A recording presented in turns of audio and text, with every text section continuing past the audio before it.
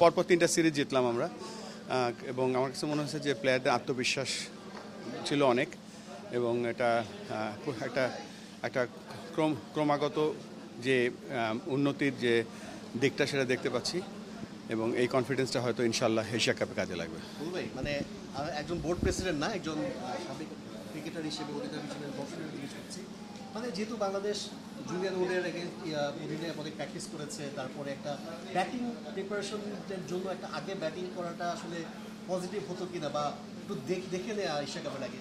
এটা তো নির্ভর করছে, এক নম্বর যখন ম্যাচ খেলা হয় এটা তো আর প্র্যাকটিস ম্যাচ না, তো জেতার জন্য যে কন্ডিশনটা ব্যবহার করতে হয়, টিম কম্বিনেশনের জন্য অ্যাডজাস্টমেন্ট করতে হয়। তবে সিচুয়েশন যদি আসে সেটা দেখা যাবে, তবে যেহেতু এটা একটা ইন্টারন্যাশনাল ম্যাচ এখানে কোনো এক্সপেরিমেন্ট করা ঠিক হবে না। মানে এই যে সিরিজ পরপর 3টা সিরিজ জেতা এবং এশিয়া কাপের আগে একটা বুস্টার করা আর কি বলে, মানে এটা আসলে দলের জন্য কতটুকু পজিটিভ হবে, এই আত্মবিশ্বাস কতটা এনে দেবে?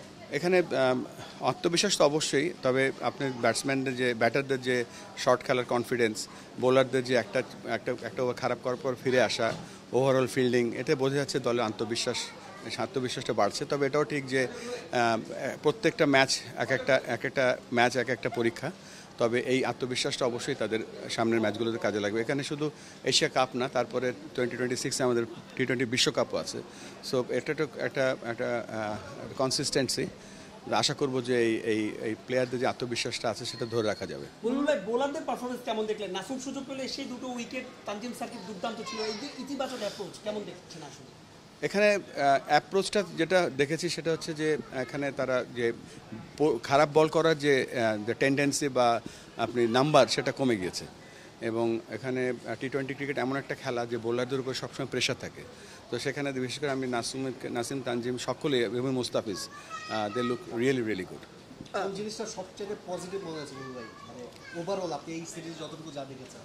একটা দল হিসেবে খেলছে তারা এবং লিটনের মাঝে দেখা যাচ্ছে যে লিটনের উপস্থিতিটা খুব দেখা যাচ্ছে, শুধু মাঠের মধ্যে না, overall his captaincy is brilliant. Bulbul ভাই, আমরা অন্য যে কোনো সময় থেকে দেখছি এবারে আমাদের বেঞ্চের যে পারফরমেন্স দুর্দান্ত, যারাই দলে সুযোগ পাচ্ছে তারাই নিজেদেরকে উজাড় করে দিচ্ছে, ব্যাপারটাকে আসলে কিভাবে দেখছেন?